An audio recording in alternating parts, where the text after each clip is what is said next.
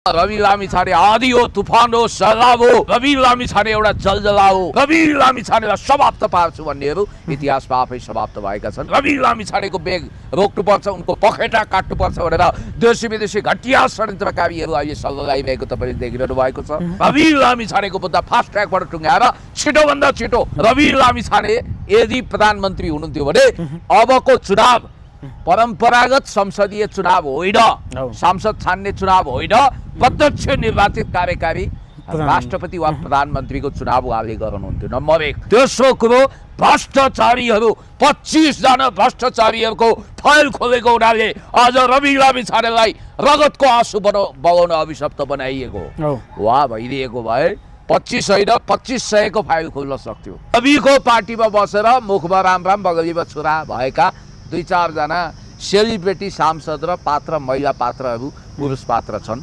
जो चाहिँ रवि लामिछानेको पार्टी परित्याग गरेर यो कुलबानवाला अभियानमा हिँड्न सक्छ। डगन थापा, रमेश लेखकहरूले रवि लामिछानेलाई फुटेको आँखाले पनि देख्न सकेन।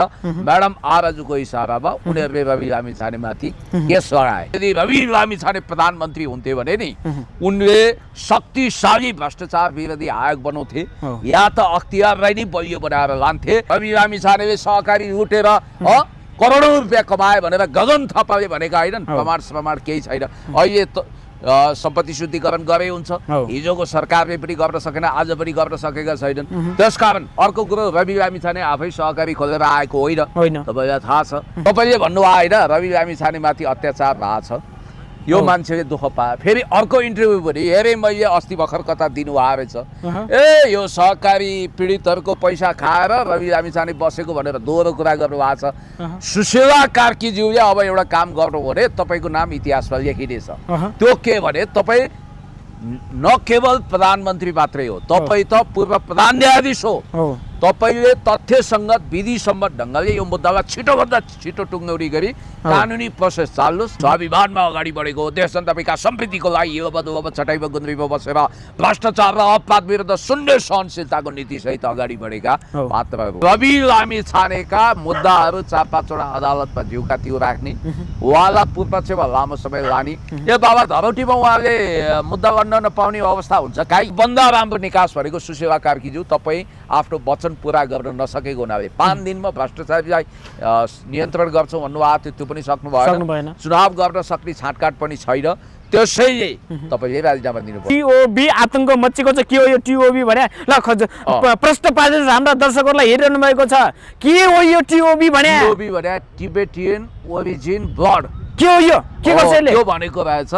उनीहरूले भनेका चाहिँ उनीहरू तिब्बतियन ब्लड हुन्, उनीहरूलाई उनीहरूको देश चाहियो। यो सामाजिक सञ्जालवालाहरू श्रमजीवी पत्रकार, राज्यले पत्रिकाको वर्गीकरण गर्छ, क ख ग आदि श्रेणीमा विभाजन गरेर पैसा दिन्छ। तर सोसियल मिडिया कर्मीलाई एउटा विज्ञापन पनि छैन, पैसा पनि छैन, लोक कल्याणकारी विज्ञापन पनि उनीहरूलाई छैन। अनि अर्को कुरो, उनीहरू दर्ता हुन आउने पर्ने बाध्यता के हो? यो त ग्लोबल एप हो नि, यसमा त करै नलाग्नु पर्ने, तर कर लगाइदिएको छ। सबभन्दा आपत्तिजनक कुरा के भने नेपालको आन्दोलनमा तिब्बतियन ड्रेस लगाएर जान पाइँदैन। त्यस्तै ट्याटु सुदन गुरुङले पनि हानेको छ, कारबाही हुनुपर्छ ड्रेसमा, उनको ड्रेसमा देखिया छ। अनि अर्को के कारबाही हुन्छ नि त तिनीहरू? किन हुँदैन? हुनुपर्छ। दर्शकबिन नमस्कार अनि हार्दिक स्वागत छ। आज हामी विशेष गरी पछिल्लो राजनीतिक समसामयिक विषयमा हामी कुराकानी गर्नेछौँ। कुराकानी गर्नको निम्ति यतिखेर हामीसँग हुनुहुन्छ राजनीतिक विश्लेषक युवा नेता पुण्य गौतम हुनुहुन्छ। आउनुहोस् दर्शकबिन हामी उहाँसँग कुराकानीमा जोडिन्छौँ। पुण्य सर, यहाँलाई स्वागत छ सम्पूर्ण मिडियामा। Thank you so much. के छ, आराम हुनुहुन्छ? ठिक छ। यतिखेर पछिल्लो समय जुन पार्टीको दलगत रूपमा जनताले रुचाएका चाहेको राष्ट्रिय स्वतन्त्र पार्टी, जुन यसलाई पनि पार्टीलाई फुटाउने, भत्ताभिङ्ग बनाउने, तहस नहस बनाउने भन्ने कुरा आइरहेको छ। सभापतिबाट रवि लामिछानेलाई हटाउने र त्यसमा चाहिँ कुलमान घिसिङलाई लगेर चाहिँ पार्टी फुटाउने कुरा आएको छ। यसलाई कसरी हेर्नु भएको छ? के हो यो पुण्य सर? जसरी चिसो भनेकै कोका कोला भनिन्छ, त्यसै गरी रवि भनेकै रासोपा, रासोपा भनेकै रविजी। रविजी बिनाको रासोपा अधुरो अपुरो हुन्छ भन्ने कुरो सबैलाई थाहा छ। त्यो पार्टीको जग, त्यो पार्टीको संस्थापक, त्यो पार्टीको सर्वै सभा, त्यो राष्ट्रिय स्वतन्त्र पार्टीको प्राधिकार अथोराइज पर्सन अथोरिटी भनेको रवि लामिछानेजी हुनुहुन्छ जो अहिले जेलमा हुनुहुन्छ। जेलमा भएर के गर्ने, त्यो पार्टीको कमान्ड कन्ट्रोल रिमोट कन्ट्रोल जम्मै नक्खु कारागारमा छ। रवि लामिछाने जहाँ उभिनुहुन्छ नि त्यहीँबाट लाइन सुरु हुन्छ। तपाईँ कल्पनै गर्न सक्नुहुन्न कि रवि लामिछानेलाई अहिले हटाएर अथवा उहाँलाई अवकाश दिएर उहाँलाई संरक्षक बनाएर साइड लाइनमा पारेर कोही कार्यकारी अध्यक्ष आउँछ भनेर सपनामा पनि नचिताए हुन्छ। अब अचम्मको कुरा के छ भने राष्ट्रिय स्वतन्त्र पार्टी भनेको संसदको चौथो ठुलो पार्टी, त्यस्तै पर्यो भने भोलि बहुमत ल्याएर सरकार बनाएर रवि लामिछानेले सपना देख्नु भएको छ, म यो देशको प्रधानमन्त्री हुन्छु, म यो देशको राष्ट्रपति हुन्छु, यो देश चलाउँछु, यो देश विकसित गर्छु, यो देशलाई म राष्ट्रपति प्रधानमन्त्री भएर यो देशलाई नेतृत्व दिन्छु, प्रत्यक्ष कार्यकारी प्रमुख चुनिने व्यवस्था हो भने मै जित्छु, मै हुन्छु राष्ट्रपति, मै हुन्छु प्रधानमन्त्री भनेर देश जनता विकास समृद्धिलाई ध्यानमा राखेर हैन त्यसरी सोचेर कल्पना गरेर के ती कल्पनाहरु पूरा होलान् र किन हुँदैन अवस्था बन्छ। आई हैव अ ड्रीम भनेर मार्टिन लुथर किङले यही भन्नुभएको थियो, कुनै पनि कार्यरूप दिनको लागि सपना देख्नुपर्छ, सपना देखेर मात्रै त्यसलाई विपनाम परिणत हुन गर्न सकिन्छ। र इन्ट्रेस्टिङ कुरो के छ भने यो सब योजनाहरू मास्टर प्लान गुरु योजना सफल बनाउँदा नबनाउँदै उहाँलाई अघिल्लो सरकारले पूर्वाग्रह साधेर खास गरी गगन थापा रमेश लेखकहरूले रवि लामिछानेलाई फुटेको आँखाले पनि देख्न सकेन। म्याडम आरजुको इसारामा उनीहरूले रवि लामिछानेमाथि केस लगाए, त्यसमा केपी ओलीको पनि थप्पडी बज्यो, त्यसकारण उहाँ अहिले नक्खु कारागारमा हुनुहुन्छ। अब अहिले मान्छेले के सपना देखिरहेका छन् भने अब रवि लामिछानेजी तत्काल छुट्नुहुन्न, लामो समयसम्म उहाँ कारागार जेलमा हुनुहुन्छ, अब पूर्वपक्ष नै उहाँको लम्बिन्छ भन्ने बित्तिकै अब सारा फाइलहरू डढेका छन्, फेरि मिसिङ उठाउनु पर्यो। रविको फाइल डढेको छैन भन्ने कुरा आएको छ नि त, प्राय डढे होला, तर त्यसको ब्याकअप फाइल पनि हुन्छ। अब एउटा बाहना त मेरो यही सरकारभित्र पनि ओम प्रकाश अरियालहरू रवि लामिछानेलाई देखिसक्दैन हैन। उता पुण्य सर ओम प्रकाश अरियाल जेन्जी युवाले छानेको, कसैले जनताले छानेको होइन, तर रवि लामिछाने खोइरो खुन्न किन लागेका छन् यिनी? होइन, यिनी जेन्जी युवाले छानेकै होइन, यी कहाँबाट छानिए के गरे भन्ने कुरो भोलि खोज तलासको विषय होला, अनुसन्धानको विषय होला। देशी विदेशी प्रतिक्रियावादी षड्यन्त्रकारीहरूको प्यारो भयो भने जो मान्छे घरमा सुतेर बसेको छ त्यो पनि मन्त्री हुन सक्ने देश हो यो। त्यसकारण यी एक रहस्यमय धूमकेतु जस्ता हुन्। अब ओम प्रकाशजीलाई धेरै महत्त्व दिएर अहिले हाइलाइट नगरौँ, उहाँ असफल गृहमन्त्री हुन गइरहनु भएको छ। हैन, प्रधानमन्त्री गृहमन्त्री असफल गृहमन्त्री भन्छन् के साँच्चै असफल हुने होइन? त्यो दिशामा उहाँहरू हुनुहुन्छ। म तपाईँलाई भनिदिउँ, अहिले कल्पना गर्नुहोस् यदि रवि लामिछाने प्रधानमन्त्री हुन्थे भने नि उनले शक्तिशाली भ्रष्टाचार विरोधी आयोग बनाउँथे या त अख्तियारलाई नै बलियो बनाएर लान्थे। अब सुशीला कार्कीजीले भन्नुभयो होइन, काउन्टडाउन सुरु हो, 5 दिनभित्र भ्रष्टाचारीहरूको दोलो काट्ने, पाता फर्काउने, कारबाही गर्ने, उनीहरूको सम्पत्ति राष्ट्रियकरण गर्ने भनेको। अब उहाँको सञ्चार मन्त्री त के भन्न बरबराउन थाल्नु हो भने होइन 6 महिना लाग्न सक्छ, 1 वर्ष लाग्न सक्छ, 2 वर्ष लाग्न सक्छ, कहाँ छुमत्तर कि बाचा सहीमा भ्रष्टाचार अन्त्य हुन्छ भनेर भनिरहनु भएको छ। जेनजीको भावना थियो प्रत्यक्ष निर्वाचित कार्यकारी प्रणाली स्थापित गर्नुपर्छ। रवि लामिछाने यदि प्रधानमन्त्री हुनुहुन्थ्यो भने अबको चुनाव परम्परागत संसदीय चुनाव होइन, सांसद छान्ने चुनाव होइन, प्रत्यक्ष निर्वाचित कार्यकारी राष्ट्रपति वा प्रधानमन्त्रीको चुनाव उहाँले गर्नुहुन्थ्यो। नम्बर 1। नम्बर 2, तपाईँलाई मैले भन्नु यो प्रदेशको गज्याङ गुजुङ उहाँले समाप्त गर्नुहुन्थ्यो, नयाँ संरचनामा लाने एउटा बोल्ड कदम चाल्नुहुन्थ्यो। तेस्रो कुरो, भ्रष्टाचारीहरू 25 जना भ्रष्टाचारीहरूको फाइल खोलेको हुनाले आज रवि लामिछानेलाई रगतको आँसु बगाउन अभिशप्त बनाइएको वा भइदिएको भए 25 होइन 2500 को फाइल खोल्न सक्थ्यो। रातारात हजारौं हजार अपराधी भ्रष्टाचारी जेलमा हुन सक्थे। यतिखेर रवि लामिछाने त्यो गृहमन्त्री अथवा प्रधानमन्त्रीको त्यो पदमा भइदिएको भए यी भ्रष्टाचारीहरूको पाता कस्थे होइन? अवश्य म कल्पना गर्छु त्यो गर्न त कि रवि लामिछाने हुनुपर्छ कि हर्क साम्पाङजी हुनुपर्छ कि म हुनुपर्छ, हामी जस्ता मान्छे हुनु। तपाईहरु जस्ता युवा त्यो ठाउँमा पुगे पनि पाता कस्नुहुन्छ हैन? एकदम कानुन त अब व्यवहारिक कुरा भाषा भन्दा पाता कस्ने भनिन्छ, कानुन त कडा भन्दा कडा कारबाही गरिन्छ। किनभने भ्रष्टाचारी र अपराधी कसैको दाइ हुँदैन, भाइ हुँदैन, दिदी हुँदैन, बहिनी हुँदैन, अपराधी र भ्रष्टाचारी जुन जसरी भाषा हुँदैन, भेष हुँदैन। तपाईँलाई इन्ट्रेस्टिङ कुरो गरौँ, रवि लामिछानेले यही कदम चाल्न खोज्दा उहाँलाई दर्जनौँ मुद्दाहरू चलाइए। अब सम्पत्ति शुद्धिकरण गरे हो नि त, रवि लामिछानेले सहकारी लुटेर करोडौँ रुपियाँ कमाए भनेर गगन थापाले भनेका होइनन्, प्रमाण केही छैन। अहिले त सम्पत्ति शुद्धिकरण गरे हुन्छ, हिजोको सरकारले पनि गर्न सकेन, आज पनि गर्न सकेका छैनन्। त्यसकारण अर्को कुरो, रवि लामिछाने आफै सहकारी खोलेर आएको होइन, तपाईँलाई थाहा छ। परिबन्धमा परेर उहाँ गोर्खा मिडिया पालिको प्रबन्ध निर्देशक हुनुहुन्थ्यो, उहाँले चेक काटेको, त्यसको आधारमा लो रवि लामिछानेको खातामा अलि पैसा गयो, पारिश्रमिक स्वरूप खोइ कहाँबाट पैसा आयो होला, त्यो आधारमा रवि लामिछाने चाहिँ सबभन्दा ठुलो देशकै सहकारी ठग भन्ने एक खालको नरेटिभ निर्माण गरियो र उहाँलाई जेल हालियो। अब सुशीला आमा यो म भन्न चाहन्छु, सुशीला आमा भनेर तपाईँलाई जेनजीहरूका कति मान्छेले भने, अझ नक्कली जेनजीले बढी भने। तपाईँले भन्नुभयो होइन रवि लामिछानेमाथि अत्याचार भएको छ, यो मान्छेले दुःख पायो। फेरि अर्को इन्टरभ्यू पनि हेरेँ मैले, अस्ति भर्खर कता दिनुभएको रहेछ, यो सहकारी पीडितहरूको पैसा खाएर रवि लामिछाने बसेको भनेर दोहोरो कुरा गर्नुभएको छ। सुशीला कार्कीज्यूले अब एउटा काम गर्नु भने तपाईँको नाम इतिहासमा लेखिनेछ। त्यो के भने तपाईँ न केवल प्रधानमन्त्री मात्रै हो, तपाईँ त पूर्व प्रधान न्यायाधीश हो। तपाईँले तथ्यसङ्गत विधिसम्मत ढङ्गले यो मुद्दालाई छिटोभन्दा छिटो टुङ्ग्याउने गरी कानुनी प्रोसेस चाल्नुहोस्, अदालतमा प्रभाव पार्नुहोस् भन्न खोजेको होइन।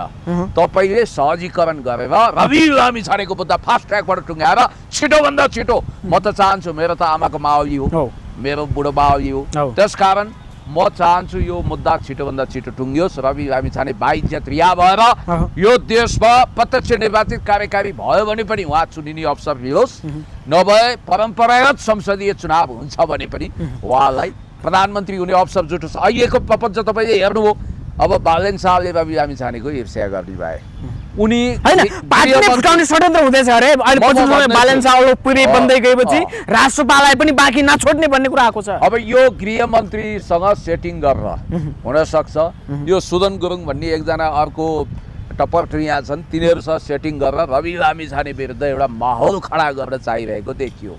तपाईँलाई मैले भनिदिउँ, अब बालेन शाह देशी विदेशी शक्ति केन्द्रसँग सालनाल जोडेर 24 गतेको घटनामा युवा त्यो रूपमा संलग्न भएको भनेर जब एकपछि अर्को तथ्यहरू आए, उनको दमकलवाला फन्डाको स्ट्याटसले पनि जादु गरेन। उनका मान्छेले भनिरहेका छन् सहर चलिरहँदा व्यक्तिको सम्पत्ति मात्रै होइन, सिंहदरबार अनि सर्वोच्च अदालत, त्यसपछि संसद भवन जल्दा दमकल नपठाउने बालेन शाह अहिले ठुला कुरा गर्ने, यिनीमा मानवता छैन, यिनीमा राष्ट्र प्रेम पनि छैन भनेर भनिरहेका छन्। त्यसकारण उनको लोकप्रियताको ग्राफ दिन दुगुना रात चौगुनाको दरले घट्दैछ।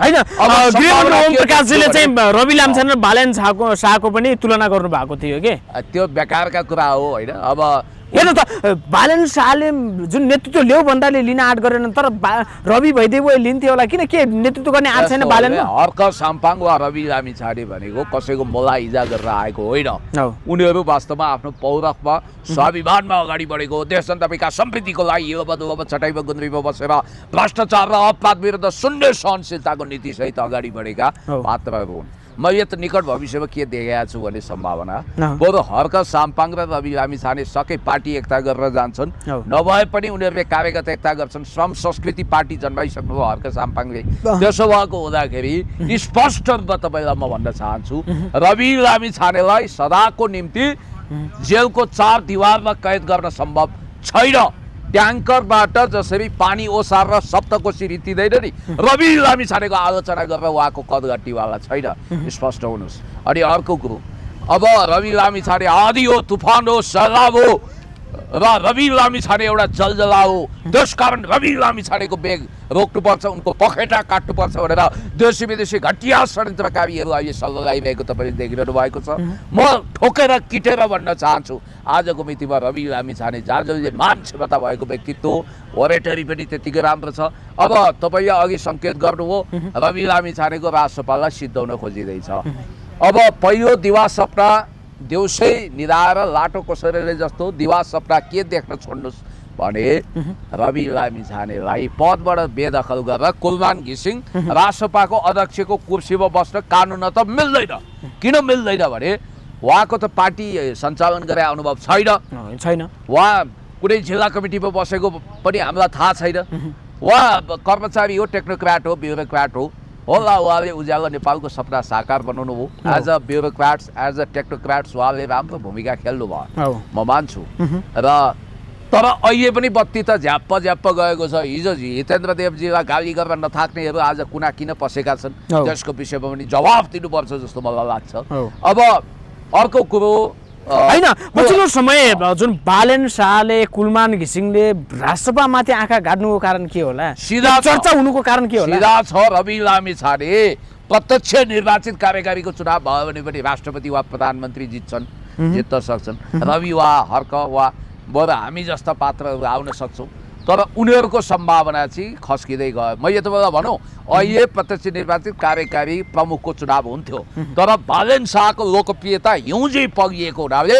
देशी विदेशी शक्ति केन्द्रले यो मानेनन् इन्ट्रेस्टिङ कुरा के छ 64 प्रचण्डको लोकप्रियता सातौं आसमानमा थियो उनी छिटोभन्दा छिटो राष्ट्रपति हुन चाहन्थे तर उनलाई भित्ते राष्ट्रपतिमा सीमित गराइदिए अनि 72-74 आउँदा नआउँदै नाकाबन्दी सामना गरेको केपी ओली चुच्चे नक्सा ल्याएपछि मै अब प्रत्यक्ष निर्वाचित कार्यकारी हुन्छु भन्ने थियो फेरि उहाँको व्यक्तित्व पनि एकदमै खस्किएर गयो अहिले त म भन्छु तत्काल नेकपा एमालेको केन्द्रीय कमिटी बैठकले विद्या भण्डारीको पार्टी सदस्यता रिन्यू गर्नु पर्यो ईश्वर पोखरेललाई कार्यवाहक अध्यक्ष बनाएर अघि महाधिवेशन गरेर छिटोभन्दा छिटो महाधिवेशन सम्पन्न गरेर विद्यादेवी भण्डारीज्यूलाई पार्टी अध्यक्ष बनाउनु पर्छ विद्यादेवी भण्डारीज्यूले रवि लामिछानेको विषयमा पनि बहुत पोजिटिभ कुरा गर्नुभएको छ तपाईँलाई थाहा छ होइन उहाँमाथि अन्याय भयो भन्नुभएको छ हर्क साम्बाङको पनि तारिफ गर्नुभएको छ र इन्ट्रेस्टिङ कुरा के छ भने रविलाई तासरी भुत्लाउने खुइलाउने अभियान चारैतिर होइन पुण्य सर जुन राष्ट्रसभा सिद्ध्याउने अनुहारहरू तपाईँले को देख्नुभयो अब सिधा छ नि हिजो साइलक जस्तो भएर मुकुल ढकालले भिलेनको भूमिका खेले उनी वास्तवमा बालेनको इसारामा नाच्ने तोता मैना रहेछन् भन्ने देखियो त्यो पार्टीबाट बहिर्गमन गरे त्यसपछि सुमना श्रेष्ठ भने अरू कोही होइन रवि लामिछानेको नेतृत्वबाट हट्ने भने फेरि राष्ट्रमा जाने रे त्यो असम्भव छैन मुकुल ढकालको फिमेल भर्जन हो सुमना श्रेष्ठ हिजोसम्म के थिइन् मैले जस्तो गरिब दुखी रोगी असहायलाई 30 लाख मद्दत गरेर आएकी हुन् देशको पक्षमा जनताको पक्षमा काम गरेर आएकी त होइनन् उनी जे बनिन् बिकज अफ रवि लामिछानेले उनलाई के दिएनन् नाम दिए दाम दिए शोहरत दिए इज्जत दिए समानुपातिक सांसद बनाए सडकबाट उठाएर सांसदबाट उठाएर के बनाए शिक्षा मन्त्री तर यी बैगुनी रहेछन् यी बैगुनी नानीले गुनै देखिनन् रवि लामिछानेको ढाडमा टेकेर पुक्क टाउकोमा हानिन् भोक्क लात्तीले हानिन् त्यसकारण रवि लामिछानेलाई समाप्त पार्छु भन्नेहरू इतिहासमा आफै समाप्त भएका छन् बालेन शाहले गरेको अर्को मिडिया ट्रायल भनौँ अथवा एउटा यो खालको फन्डा के हो भने अहिले भएको अभ्यास सकिन्छ रवि लामिछानेको पार्टी नै कब्जा गर्ने त्यसमा अब बालेन अलोकप्रिय भएको छ त्यसकारण उनी राष्ट्रसभाको अध्यक्ष बन्न सक्दैनन् अनि त्यसपछि अरू ओम प्रकाशहरूबाट काम चल्दैन भन्ने बित्तिकै कुलमान घिसिङलाई नै अध्यक्ष बनाउने उनीहरूको अभियान छ अर्को यो राष्ट्रिय पार्टी हो हिजो विघटित संसदको चौथो ठुलो शक्ति हुनाले त्यो पार्टीको अध्यक्ष म बसिहाल्छु त्यो कुर्सीमा गएर ढसबस बस्छु भन्न सम्भव छैन तेस्रो कुरो कुलमान घिसिङसँग सङ्गठनको अनुभव पनि छैन अनि राजनीतिक नेतृत्व सब बोल्ने कला पनि चाहिन्छ सङ्गठन गर्ने क्षमता चाहिन्छ अनि ओरेटरी भन्छ त्यसलाई स्पिकिङ पावर त्यो पनि चाहिन्छ त्यो कुलमानजीसँग छैन र अर्को कुरो तपाईँलाई थाहा छ प्रकाश तिमल सिन्हा भन्ने नागरिक दैनिकमा काम गर्ने पत्रकारले सनसनीखेज स्टोरीहरू ल्याइरहनु भएको छ त्यसको विषयमा कुलमान घिसिङ वा त मन्त्री हो नि नेपाल सरकारको उहाँको सचिवालयले चिक्क बोलेको छैन आरोप सङ्गीन छ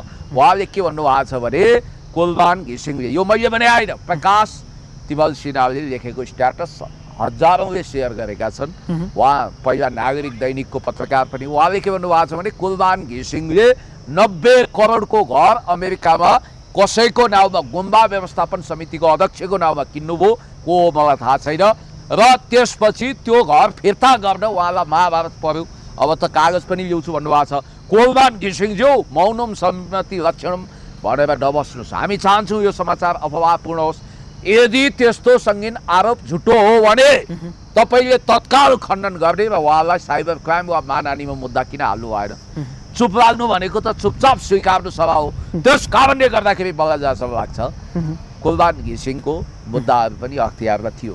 उहाँ आर्थिक रूपमा एकदम पारदर्शी मान्छे होइन। त्यसैले बोरो हर्क साम्पाङलाई भोलि रवि लामिछानेजी लामो समय बस्नु पर्यो भने जिम्मा लगाउन सक्नुहुन्छ। बरु डिपी हरियालले चलाउँछन्, यो सम्भव छैन। तर एउटा कुरो चाहिँ सम्भव हुनसक्छ है, त्यो भनेको के भने रविको पार्टीमा बसेर मुखमा राम राम बगलीमा छुरा भएका 2-4 जना सेलिब्रेटी सांसद र पात्र महिला पात्रहरू पुरुष पात्र छन् जो चाहिँ रवि लामिछानेको पार्टी परित्याग गरेर यो कुलमानवाला अभियानमा हिँड्न सक्छन्। मलाई त्यस्तो लाग्छ। त्यो सफल हुँदैन किनभने जहाँ बालन शाह टेक्छन् त्यहाँ भाङ पर्छ। तर यतिखेर पछिल्लो समय जुन अहिलेकी प्रधानमन्त्री सुशीला कार्कीजीले रवि लामिछानेमाथि चाहिँ अन्याय भयो, प्रतिशोध भयो, रवि लामिछाने निर्दोष छन् भनेको व्यक्तिले कि अब रवि लामिछानेको न्यायिक निरूपणमा उहाँ चाहिँ पूर्व प्रधान न्यायाधीश भएको कारणले पनि रवि लामिछानेलाई यो मुद्दामा चाहिँ छिटो किनारा लगाउनेमा हात केही अगाडि बढ्ला कि नबढ्ला? अब मलाई यस्तो लाग्छ रवि लामिछानेलाई कुनै न कुनै हिसाबले पूर्वाग्रह राखियो। उहाँको अपराध पुष्टि गर्दा उहाँले सहकारी ठगेको कुरोको प्रमाण दिन सरकारले सकेको छैन। हिजोको सरकारले पनि सकेका छैन। अब सुशीला कार्कीज्यूको मनमा यदि रवि लामिछानेप्रति विश्वास छ, भरोसा छ, रवि लामिछानेलाई फसाइएको हो भन्ने लाग्छ भने होला काम गर्दै जाँदा काहीँ कमी कमजोरी भयो होला होइन, त्यसलाई म मान्छु। तर नियत बस रवि लामिछानेले ठगेका छैनन् भन्ने यदि सुशीला कार्कीज्यूलाई लाग्छ भने उहाँले के गर्नु पर्यो भने यो मुद्दाको प्रक्रिया अब अदालतबाट छुट्टियो। म त चाहन्छु उहाँ क्लिन चिट पाएर भाइ जेत्रिया हुनुहोस्। त्यस्तो अवस्था छैन भने पनि कुनै प्रक्रिया मिलाएर रवि लामिछानेलाई छुटाउने गरी मुद्दाको प्रक्रिया अगाडि बढाउन सकिन्छ। तर पुण्य सर कतिले भन्दछन् क्या यो सरकार पनि यो अन्तरिम सरकार जुन पूर्व प्रधान न्यायाधीश सुशीला कार्कीको नेतृत्वमा रहेको सरकार पनि रवि लामिछानेदेखि डराएको छ, तर्सिएको छ। रवि लामिछानेको लोकप्रियतादेखि यदि रवि लामिछाने आए भने यिनीहरू पनि छायामा पर्छन् भन्ने अभिव्यक्तिहरू आउन थालेका छन्। अब रवि लामिछानेलाई विगतमा फुटेको आँखाले पनि देख्न नसक्ने र बाप बहिनी जस्तो व्यवहार गर्ने ओम प्रकाश अरियाल यो गभर्मेन्टको गृहमन्त्री हुँदासम्म सुशीला कार्कीज्यूले चाहेर पनि रवि लामिछानेको फाइल अगाडि बढ्दैन भन्ने मैले सुनेको छु। मलाई बहुत दुःख लागेको छ। यदि म भ्रम छैन भने ओम प्रकाश अरियाल हुन त ओम प्रकाश अरियालजीको एउटा अहिले भिडियो पनि भाइरल भएको छ। रवि लामिछानेले ओम प्रकाशजी के हो तपाईँ गुन्डा पाल्नुहुन्छ रे भने भिडियो पनि अहिले आइरहेछ। अब त्यो चाहिँ यही ओम प्रकाश भने हो कि अर्को ओम प्रकाश हो कि? पछिल्लो समय निकै भाइरल पनि छ। तपाईँको पनि नाम ओम प्रकाश हो, तपाईँलाई त भने होइन। पछिल्लो समय निकै भाइरल पनि छ। निकै भाइरल छ।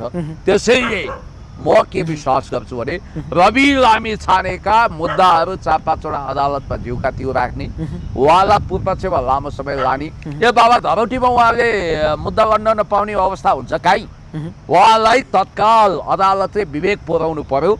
सर्वोच्च अदालत लगायत सबै अदालतलाई म भन्न चाहन्छु यहाँ न्यायमूर्ति रूपी न्यायाधीश, भगवान रूपी न्यायको मन्दिर रूपी न्यायालयले रवि लामिछानेलाई इन्साफ दिनु पर्यो र उहाँमाथि विवेक प्रयोग गरेर उहाँलाई बाहिरै बसेर मुद्दा लड्ने अवसर दिनु पर्यो। अब रविजीको चिन्ता के छ भने केही कदम फागुनमा चुनाव हो भने त उहाँ छुटेर आउन पाउनुहुन्न। त्यसकारण अर्को के हुन सक्छ भने फौजदारी केसमा रवि लामिछानेलाई राजनीति गर्न अयोग्य सहकारी ठग भनेर भोलि यदि मुद्दाको फैसला भयो भने त्योभन्दा दुर्भाग्यपूर्ण कुरा केही पनि हुने छैन, या फेरि अर्को विद्रोह हुन्छ। अब रवि हो यही कुरोको अधरे प्रतीक्षापछि ओम प्रकाशजी बसेको होला, बालेन शाह बसेका होलान्, सुदन गुरुङ बसेका होलान्, अनि यो सरकार बसेको होला। विगतको सरकारको रवैयालाई यो सरकारले कन्टिन्युटी दिने हो भने यसको अर्थ के? अर्को कुरो यो सरकारको आयोगकै विषयमा बहस गरमागरम चलेको छ। प्रकाश सिंह राउतजीले अस्ति कान्तिपुरमा इन्टरभ्यू दिँदा के भन्नुभएको छ, यदि संसद पुनर्स्थापनाको मुद्दा अदालतमा आयो भने याद गर्नुहोस् है, हामी संसद पुनर्स्थापना गरिदिन सक्छौँ भन्ने सन्देश उहाँले अप्रत्यक्ष रूपमा दिनुभएको छ। यसको मतलब त भोलि संसद पुनर्स्थापना भयो भने संविधानले त ऐन नियम कानुन पल्टाएर विधिको शासन अन्तर्गत संविधानको धारा उपधारा पल्टाएर फैसला गर्छ। धारा 169 मा यो संविधानको धारा 169(6) मा स्पष्ट रूपमा के प्रावधान छ भने संवैधानिक पदमा सम्माननीय भएर बसेको व्यक्तिले कुनै पनि राजकीय पद लिन मिल्दैन भनेको मतलब सम्माननीय प्रधान न्यायाधीश भएको व्यक्ति स्पष्ट कितेको छ उहिले कुनै राजकीय पद लिन मिल्दैन भन्ने बित्तिकै यो सरकार अवैध भयो। अब तपाईले भन्न खोज्नु भएको अहिलेकै सम्माननीय प्रधानमन्त्री सुशीला कार्की जेल जाने बाटो पनि खुल्न सक्छ, जेल जाने अवस्था नि अब त्यो एक्सट्रिमसम्म म जान्न हैन, त्यतातिर नजाउँ। तर हामी हैन, हामी संविधान नीति नियम विधान अनुसार हामी कानुनी राज्यमा छौं नि। हो अब तपाईलाई म भन्छु धारा 169 प्रतिबन्ध लगाइयो अनि त्यसपछि धारा 168 र 67 ले पनि के भन्छ भने बहुमत प्राप्त दलको अथवा लार्जेस्ट पार्टीको प्रतिनिधि सभा सदस्य नै हुनुपर्छ प्रधानमन्त्री हुनको लागि भन्छ। अब उहाँ प्रतिनिधि सभा पनि होइन, दलको बहुमत पनि छैन, केही पनि छैन भन्ने बित्तिकै फेरि यो सरकारको गजाङ मजाङ के छ भने आफै न्यायमूर्ति सर्वोच्च अदालतको सर्वेसर्वा भएको सुशीला कार्कीजीले हेक्का राख्नु पर्थ्यो। अहिले अन्तरिम संसद नभइकन अथवा अन्तरिम संविधान नभई कसरी यो सरकार अन्तरिम भयो? इन्ट्रेस्टिङ कुरो, तपाईसँग अन्तरिम जेनजी सहितको अन्तरिम सरकार पनि छैन, अन्तरिम संविधान पनि छैन अनि हामी भन्छौँ अन्तरिम सरकार। यही संविधान अन्तर्गत शपथ खाएको छ। यो संविधानको कुनै धाराले चिन्दैन यो सरकारलाई, यसको लेजिटिमेसिटी छैन। यो संविधानले त संसदीय परिपाटीलाई सुझाउँछ। म तपाईँलाई भन्छु कि त अन्तरिम संविधान लेखिनु पर्थ्यो, संविधान संशोधन हुनु पर्थ्यो। अब याद गर्नु होला, अबको फैसलामा यदि यो सरकार अवैध भनेर भनिदियो भने अब संसद पुनर्स्थापना हुन्छ, त्यहाँनिर लफडा हुनेवाला छ। अब तपाईलाई म भन्छु विगत सेपरेसन अफ पावरको उल्लङ्घन गरेर मोन्टेस्क्यूले प्रतिपादन गरेको शक्ति पृथकीकरणको सिद्धान्त उल्टाएर बनेको खेलबाज व्यक्तिको सरकारले कमसेकम चुनाव त गरायो। यो 6 महिनामा चुनाव गराउँछु भन्ने सरकारले त काहीँ नभएको जात्रा हाँडी गाउँमा लगाएको छ। अनि अर्को इन्ट्रेस्टिङ कुरा के छ भने यो सरकार चाहिँ बाधा अड्काउ फुकाउ गर्न डक्ट्रिन अफ नेसेसिटी आवश्यकताको सिद्धान्तले बनाए। त्यसो भए यो कसको आवश्यकताको सिद्धान्तले बनेछ? नेपालीहरूको अहिले विदेशी चलखेल कति छ, एमसीसी वालाहरू कति प्रोएक्टिभ भएका छन् अनि मन्त्रीहरू कोही बारबारा फाउन्डेसनबाट छानिएका छन्, कोही समता फाउन्डेसन फिर तिब्बतको टी सर्ट लगाएर अब हेर्नुहोस् केही कथम यो सरकार अदालतबाट ढलेर भने पनि 6 महिनामा चुनाव गर्न सकेन भने 58 साल फर्किने हो त? उही सेनाले पावरमा हात लिएर राजालाई बुझाइदिने अवस्था आउने हो त? अथवा सेना आफै सर्वशक्तिमान भएर उसैले अर्को सिभिलियन सरकार आउने हो कि गठन गरिदिने हो कि सुशीला कार्कीको म्याद थप्न खोजिएला? त्यो सम्भव छैन। अब केही कथम अदालतबाट ढल्यो भने अर्को लफडा अर्को तनावले यो देश फेल्ड स्टेट हुने सोमालिया हुने खतरा छ। त्यो भने कि अदालतले संसद पुनर्स्थापना गरिदियो भने यिनै अनुहारहरू आउने हो, संसदीय अनुहार जो प्रति जनतालाई विरक्ति छ। त्यही बहुमत अल्पमतको खेल चल्दा फेरि खतरनाक जेनजी आन्दोलन हुन सक्छ। तर अब मिराज ढुङ्गानाले भनिसके देशभरिका युवाहरू एकता भइसकेका छौँ, फेरि त्यो आन्दोलन भयानक विद्रोह आन्दोलन हुने अवस्था छ। हामीले पहिला बालाई लखटेका थियौँ, फेरि आमालाई लखट्ने अवस्था पनि बन्न सक्छ यदि जेनजीका माग पुरा भएनन् भने। 23 र 24 गते जुन विध्वंस मचाउने जो नेतृत्वमा थिए तिनीमाथि कारबाही भएन भने हामी पछि हट्नेवाला छैनौँ भन्न थाले। अब के हुनुपर्छ देशमा भने अब सुशीला कार्कीज्यूलाई म पहिलो सल्लाह दिन्छु नमागेको, तपाईँले सम्मानजनक बहिर्गमनको बाटो खोलिदिनुहोस्।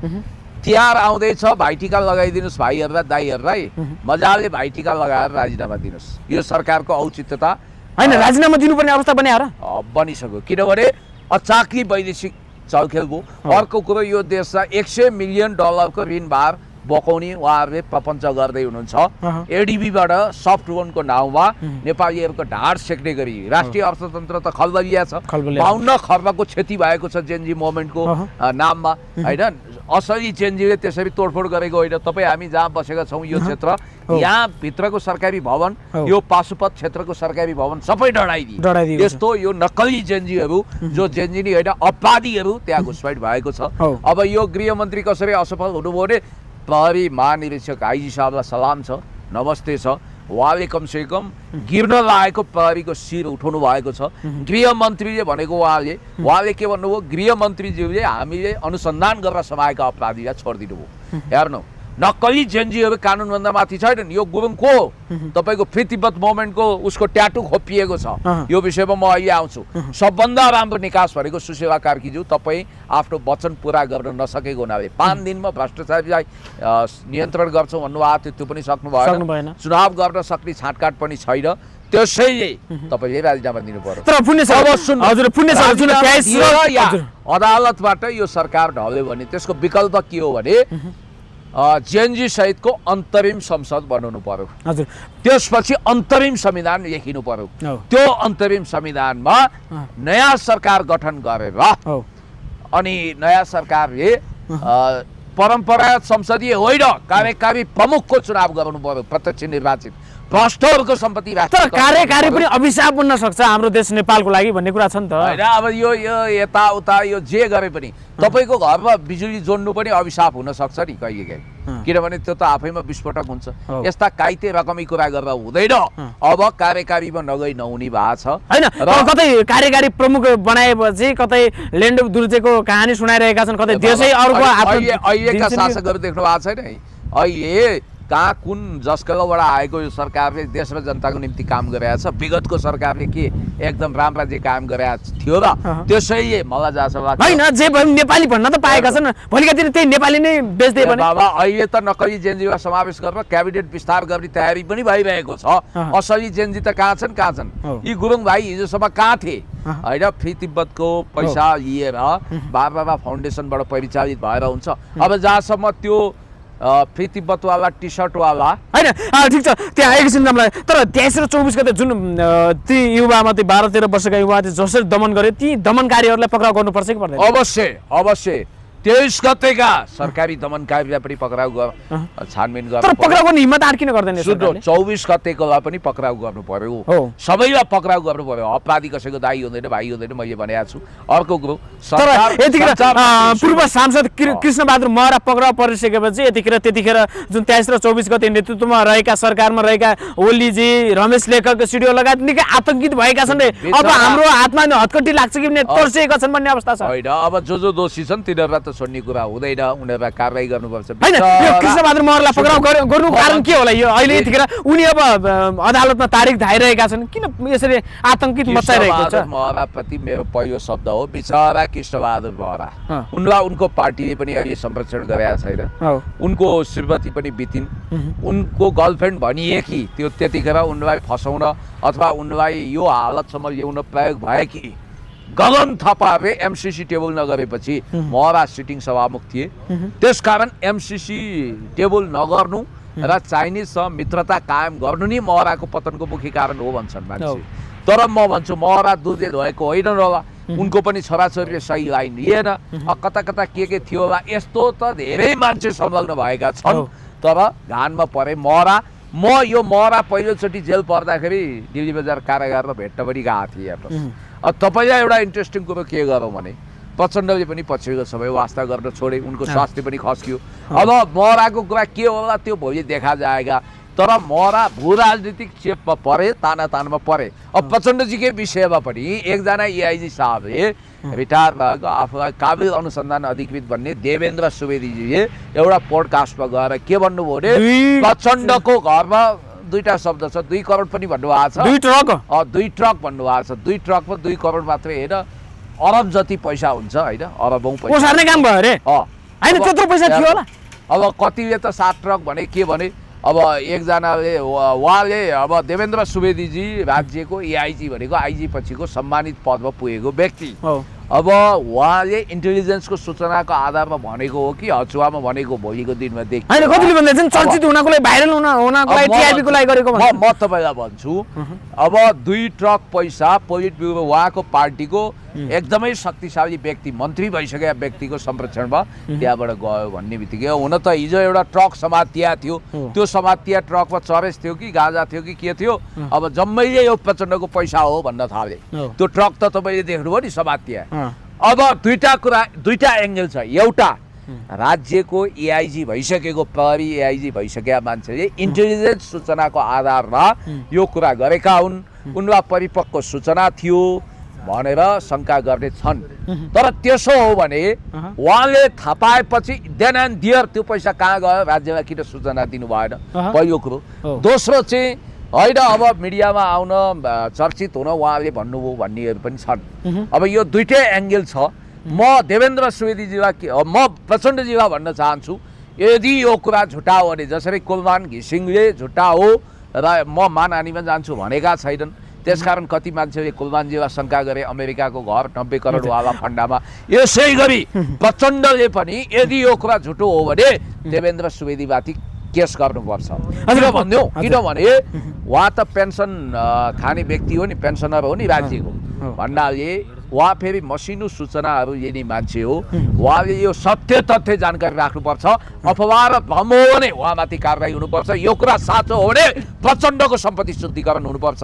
अब कुरा त आयो देउबाको ट्याङ्कीभित्रमा 6-7 अरब के होइन कति नोट जले भन्छन्। म त्यो बेलामा जानी एक्सन लिनेहरूलाई पनि के भन्छु भने अहिले भनेर फाइदा त छैन। पैसा भेटेको भए खबर गर्नु पर्थ्यो होइन। आधी पैसा त त्यहाँ सर्वनाशै भयो, गोजीमा हालियो भन्ने पनि सुनियो होइन। कहाँ मोबाइल स्विच अफ गरेर बस्यो, झोलासोला लिएर कुदिरहनु भएको हुन्थ्यो नि त। अब तपाईँलाई म के भन्छु भने ठट्टा गरे है, जस्ट किडिङ। अब यहाँनिर एउटा अनौठो कुरा के छ भने जेनजी मोमेन्टको ठाउँमा नक्कली जेनजीहरूले जसरी 23 गते राज्यको घनघोर दमन भयो होइन। हुन त केपी शर्मा ओलीले यसरी गोली हाने यस्तो हो, नेपाल प्रहरी हान्नै सक्दैन, साफ सुटरहरू होलान् होइन। पुण्य सर यतिखेर पछिल्लो समय सामाजिक सञ्जालमा यत्र तत्र छरपष्ट भाइरल भएको छ टिओबी आतंक मच्चेको छ। के हो यो टिओबी भने? ल प्रश्न पारेर हाम्रा दर्शकहरूलाई हेरिरहनु भएको छ, के हो यो टिओबी भने? टिओबी भने टिबेटियन ओरिजिन ब्लड। के हो यो? के गर्छ यसले? यो भनेको रहेछ उनीहरूले भनेका चाहिँ उनीहरू तिब्बतियन ब्लड हुन्, उनीहरूलाई उनीहरूको देश चाहियो अरे। यो विषयमा प्रवेश गर्नुभन्दा अगाडि म अहिलेको सञ्चार मन्त्री जो अलोकप्रिय हुँदै जानु भएको छ उहाँलाई नमागेको एउटा निःशुल्क सुझाव दिन्छु। उहाँ मेरो भाइ जस्तो उमेरको मान्छे पनि हो होइन। अब उहाँ सञ्चार मन्त्री हुन सबै योग्यता बनाएको व्यक्ति होइन, अपरिपक्व व्यक्ति हो भन्ने उदाहरण उहाँले भ्रष्टाचारको विषयमा बोलेको कुरा पनि आइरहेको छ। दायरामा चर्को गरी खास गरी सोसियल मिडिया कर्मीको ढाड सेकिएको छ। राज्य के यही चाहन्छ, उनीहरू कर्पोरेट ठुला मिडियाको पक्षमा लाएर यो युट्युबरहरू अथवा सोसियल मिडिया कर्मीलाई ट्याक्सको चर्को दायरामा पेलेर पिना जस्तो पेलेर उनीहरूलाई भाग्न अभिशप्त बनाउँदैछ। तपाईँलाई भनिदिउँ, यो सामाजिक सञ्जालवालाहरू श्रमजीवी पत्रकार, राज्यले पत्रिकाको वर्गीकरण गर्छ, क ख ग आदि श्रेणीमा विभाजन गरेर पैसा दिन्छ। तर सोसियल मिडिया कर्मीलाई एउटा विज्ञापन पनि छैन, पैसा पनि छैन, लोक कल्याणकारी विज्ञापन पनि उनीहरूलाई छैन। अनि अर्को कुरो, उनीहरू दर्ता हुन आउनै पर्ने बाध्यता के हो? यो त ग्लोबल एप हो नि, यसमा त करै नलाग्नु पर्ने, तर कर लगाइदिएको छ। त्यसकारण म तपाईँलाई के भन्छु भने यदि म सञ्चार मन्त्री हुन्छु भने रेकर्ड गरेर राख्नुहोस्, म अनावश्यक फन्डा मचाउने गरी भ्युज कमाउने गरी भिडियो अनावश्यक हाल्न पाइँदैन, एआईबाट बनाएको वा फेक भिडियो हाल्न पाइँदैन। तर तपाईँहरूलाई लोक कल्याणकारी विज्ञापन र तपाईँहरूलाई लोक कल्याणकारी ढङ्गले जसरी वर्गीकरण गरेर दिइन्छ तपाईँहरूलाई पनि क्याटेगोराइज गरेर भ्युज र सब्सक्राइबको आधारमा पैसा दिने व्यवस्था मिलाउँछु भनेर म घोषणा गरिदिन्छु। यदि म भएको भए अहिले उहाँको ठाउँमा म भए म त्यो गर्थेँ। अब जहाँसम्म तिब्बत ओरिजिन ब्लडको कुरा छ त्यसमा जाउँ। एकजना भाइको भिडियो, सनसनीखेज भिडियो, तपाईँकै मिडियाकर्मी साथी तपाईँहरूले खास गरी खबर बुलेटिनमा आयो, खबर बुलेटिनको त्यो भिडियोले आगो लगाइदियो। खबर बुलेटिनको त्यो भिडियो राज्यको अनुसन्धानमा पनि छ। अझ तपाईँको सिधा कुराले त खबर बुलेटिन च्यानलकै नाम लिएर भनेको छ होइन। उहाँले खित्त भ्याउनु भएको रहेछ। तपाईलाई एउटा कुरा के रहेछ त यो टिओबी भनेको? यो प्रश्न बनाइदिनुस् न, धेरै जिब्रो नचपाएर। केको जिब्रो चपाउनु नि, उहाँको भाषा म तपाईँलाई सुनाइदिन्छु, त्यो मामुवाला सुनाउन योग्य नै छैन। अब उहाँ चेन स्मोकर जस्तो पनि हुनुहुँदो रहेछ।